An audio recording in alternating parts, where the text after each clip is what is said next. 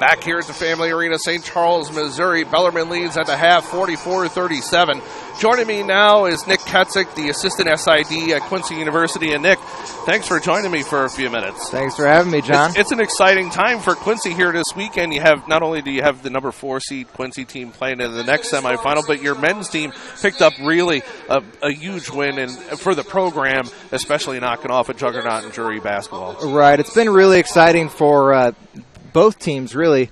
The women have been playing really well right now. We're excited to play Lewis in this next game at 2:30, and then the men as well have been really exciting. I mean, you guys have seen a little bit of the lob passes from Herm to OD and from Nate to OD. I think that was their first lob pass in the past 2 years, but it was a big one for us and a big win for us yesterday. Drury kind of had us the past couple years, so a big win against Drury last night that really fired up most of the Quincy faithful. I think there's no love lost there with Drury and Quincy.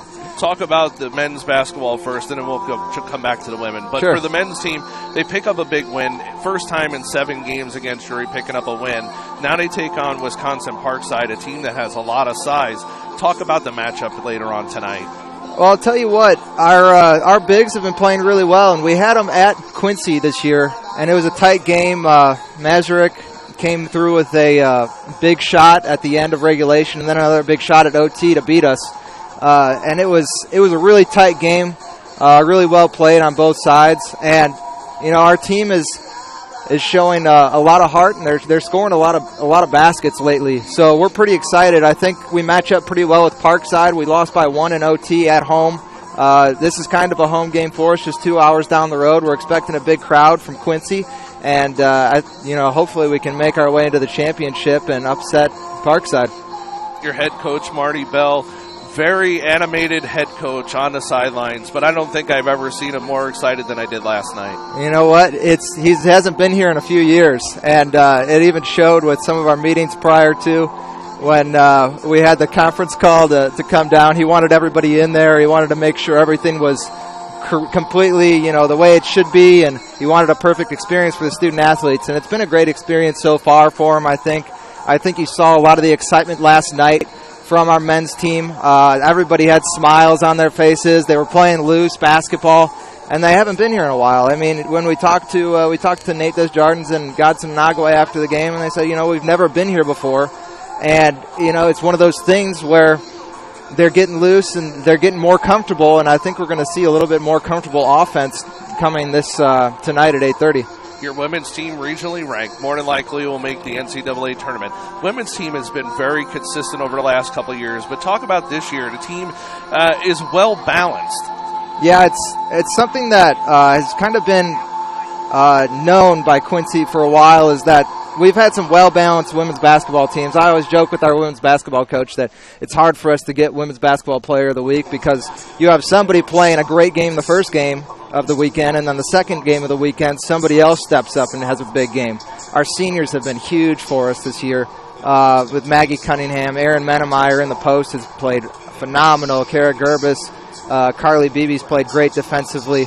And then Sierra Young off the bench. Those seniors have been awesome. And then Annika Webster also off the bench, our second leading scorer. The women's basketball team's been playing phenomenal basketball, a great team basketball. I've been joking all week long that it seems like I've seen all your seniors now for about 9 years. It almost feels like that because year in and year out they've been so consistent, and it's been one after the other who's always put a dagger in someone's back to get the win during the course of the season. Yeah, it's unbelievable the shots that they've made over their careers, the big-time shots. I mean, Maggie Cunningham has had some big shots. Kara Gerbis has had some phenomenal shots this year to send some games to OT. It's something that has been exciting to watch. And I talked to Erin Menemeyer. I said, 4 years now, you've always been at the GLVC tournament. You've always been either at Evansville or at St. Charles. And, I got to imagine you don't know life without it. It's kind of bittersweet for them, I think, a little bit, because this is their last year, but they want to come out on top.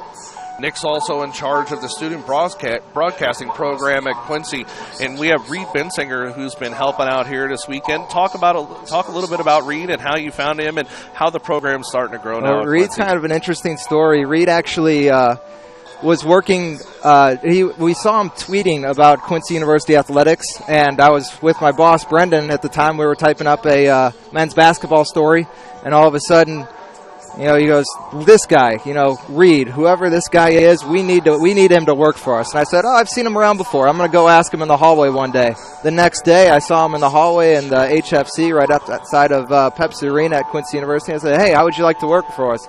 I don't think he even knew who I was, but well, you blend right in with some of the students at Quincy. Yeah, a little bit, but. He said okay, and he's only been working with us for a month, but he's enjoying his time down here. He jumped right on the opportunity. I mean, he's really excited. We're really excited. We got a great staff. I kind of handed the reins over to Bailey Grubel, who's a sophomore women's soccer player for us, and she started with us last year during baseball season, and she's taken over, and I said, "Hey, you're the boss now. You need to run this thing and take control of it." And she's done a great job. We picked up a lot of people through her. Anna Konzak just jumped on board with us from women's tennis. Ryan Snyder's just finishing up with us. He's actually won GLVC Player of the Week for baseball last week. He's a great baseball player, and he started working with us this fall, and he did a phenomenal job to kind of get a foothold for QU GLVCSN. And we're really excited about the future and hoping that we can kind of make a class over there at Quincy University so that we can continue to get students involved in QU GLVCSN. Well, best of luck with the student broadcasting at Quincy. Thanks for joining us for a few minutes. Best of luck to your teams later today. Thanks, John. Hopefully I'll see you tomorrow. Nick Kedzuch joins us, the assistant SID from Quincy University. We'll step aside. We'll come back with the halftime numbers in second half action. You get all the action at the 2016 GLVC Women's Basketball Championships on the GLVC Sports Network, where champions are crowned.